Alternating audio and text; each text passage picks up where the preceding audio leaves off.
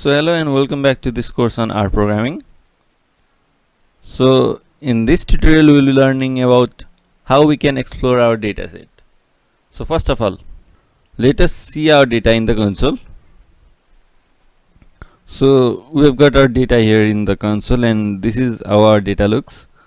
Now as you can notice, there is this little dialog or little error message down the data which says that reached max get option max.print omitted 1 rows. In the previous tutorial you might have noticed that it was omitted 22 rows, but from this tutorial now on, what I did is I removed the incomplete entries so that it will be more easier for you in the learning process. So what this is, what is this error message that's below the data set or that's below the data frame? Now as you can watch in the environment here, that our data contains 201 observations, but in console the data that is printed is only 200 observations. That is because the maximum amount of data that can be printed in the console is fixed, and in order to print all these observations we need to increase the maximum print amount of the console. Now we can always view the data using the view function. So let's see how to use the view function at first. We'll write the view and then we'll give the name of the data, that is demo.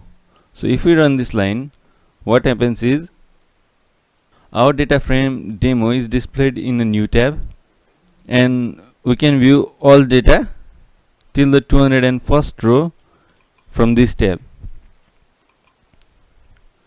Now let us keep that aside, let us forget that we know about this view function, and let us find out a way that we can view our dataset here in the console itself till the 201th or 201st row. So for that what we need to do is we need to increase the value of max point. So for that we are using options function, and inside the small brackets we'll write max dot print equals, for now let's say the value for 9999. So when we run this line, what happens is the value of the max dot print increases, and then when we print our data frame, all our data can be shown here in the console. As you can see, now our data is shown up to the 201st row.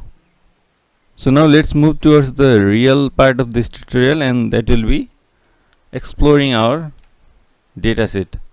So for exploring the dataset we use some of the functions that I'd like you to remember, and the first function that we'll use is nrows, and basically the work of nrow is to show the number of rows in a dataset.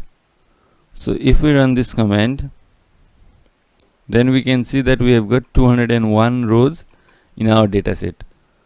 Now it is also displayed here in the numbers, but this function might come in handy sometimes if you don't want to scroll through the whole dataset to know how many rows you have, and you just simply want to know the number of rows in a dataset.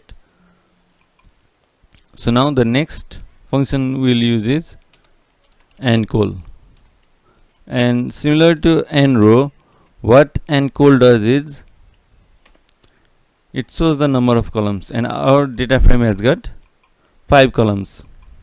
So the next function is head. Now what does this head do is it displays the top 6 entries of our data frame. As you can see, the first 6 entries of our data frame are displayed here, and then we have got the next function, that is tail. Now similar to head, tail displays the last 6 entries or last 6 rows of our data frame. So now the next function that we are going to use is the str function, and this str function basically shows us the structure of this data frame that we are working with. So here we can see that our data is a data frame, and it has got 201 observations of 5 variables. 5 variables basically means the 5 columns that we have. Now the first column that we have got is the country name, which is a factor with 201 labels, which means R basically what it did is it recognized the country names as one factor each, and it divided the country name into different categories, and those categories are numbered from 1 to 201. And similarly is the case with the country code, and the internet users is a numerical column, the birth rate is also a numerical column, and the income group that we have is the factor with 4 levels including high income. Now this indication that income group is a factor with 4 levels is very important for us for doing the further analysis, and we need not much worry about the country name and country code because we won't be using those variables in analysis. But for understanding, we might understand that R recognized these two variables as categorical variables, and it divided them into 201 categories. R also recognized the income group as categorical variable, and it divided into 4 levels.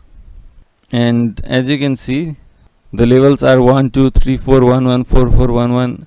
And if we look at the head of our dataset, then we can clearly see what R is referring to: 1 2 3 4 and again 1 1 and so on. Now let us move forward, but we will get back to these levels of income group in a short while. So the next function that will be used in exploring dataset is the summary function. So what does this summary function do is it gives us the summary of our data frame, and it shows the number of entries and minimum maximum value of all the columns. For example, in country name we can see that the number of entry of Afghanistan is 1, Albania is 1, and that's just obvious because we have got only one data for a country. And in the column internet users we can see the minimum value is 1.309, so there's no meaning in searching the value below than 1.309. If we want to look for a value, and then we can see the first quartile, median, mean, third quartile and maximum value, that's 98.37, and 8 values or 8 data are not available. And similarly in the birth rate we can see that the minimum value is 5.90 and the maximum value is 46.08. And income group, we have got 76 countries of high income, 27 countries of low income, 47 countries of lower middle income, and 51 countries of upper middle income. So that's pretty much how we can see the summary of our dataset. So that pretty much brings us to the end of this tutorial. And at the end of this tutorial, I want to drop a quick tip to you all about the runif function. So what does this runif do? When you encounter this function for the first time, then you might have in mind that this function is just like the if loop, which will run a command if the conditions are met. But in actual, this run if loop is pronounced as runif. Sounds something similar? Yes, you might remember about the rnorm function, because runif function and rnorm function are quite similar to each other, as rnorm function provides us with random normal numbers and runif function provides us with random uniform numbers. Now I hereby welcome you to see the help of runif function and explore the different possibilities or the different types of tasks that you can accomplish using the runif function, and I'll see you in the next tutorial.